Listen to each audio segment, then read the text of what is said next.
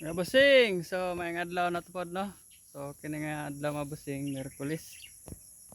So harvest na mo karon mga busing. So init na siya mga busing, mga pila ka adlaw, brag tulo ka adlaw ang ulan diri.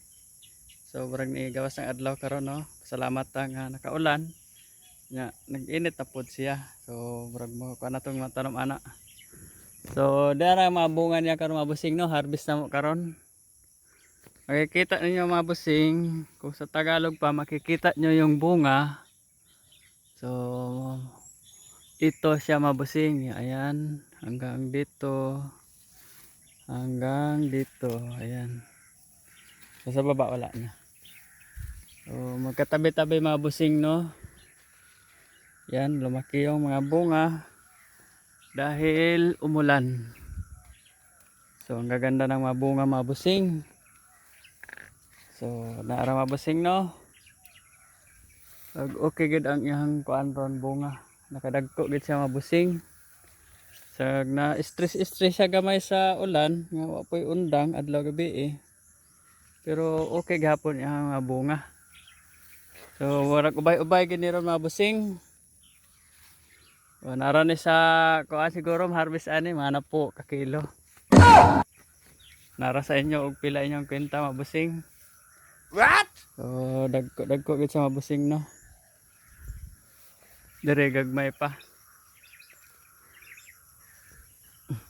Uwa pa ko ka spray direk sagbot mga busing kay tungod sa kabisi. Umana og ingon mga busing no basta mag-ulan mag-spray. So kung sunod-sunod ang ulan, pwede ra kaduha ra mag-spray. Ang kuan ra man nga kanang init bitaw nya nagbisaya na pug ko. Yung ano tawag nito, pag init tapos biglang ulan, yun ang dapat mag-spray kayo. Para ng fungicide para hindi manilaw yung mga dahon agad. Tingnan nyo mga busing oh.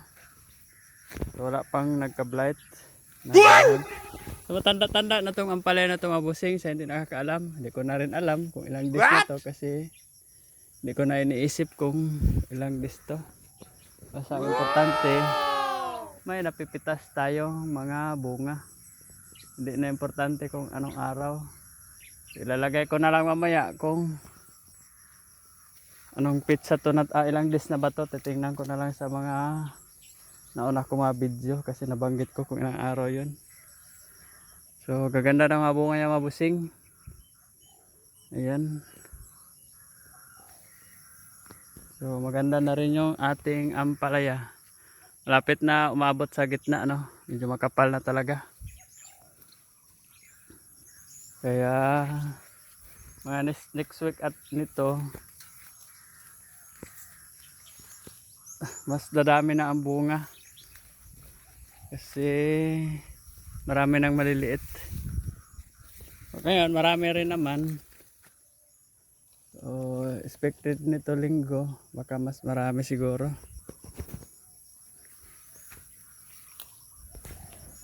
So dito naman tayo sa kabila.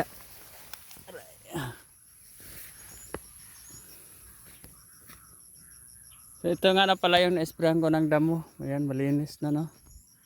Maganda na tingnan. Dito hindi pa. Hindi pa talaga ako nakapag-spray ng damo.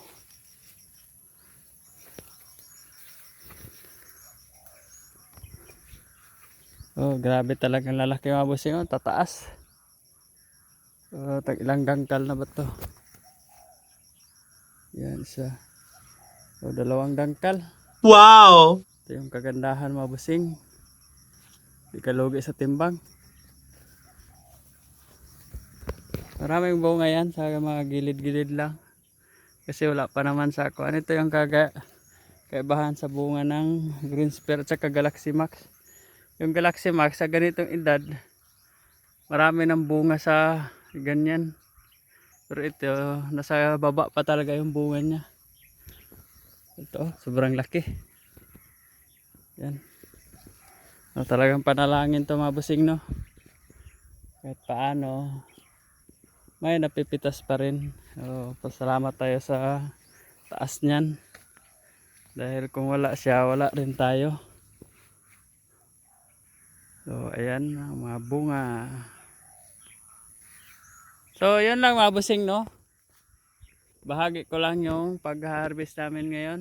Kasi matanghali na. Kailangan na magpitas. So, hanggang sa muli.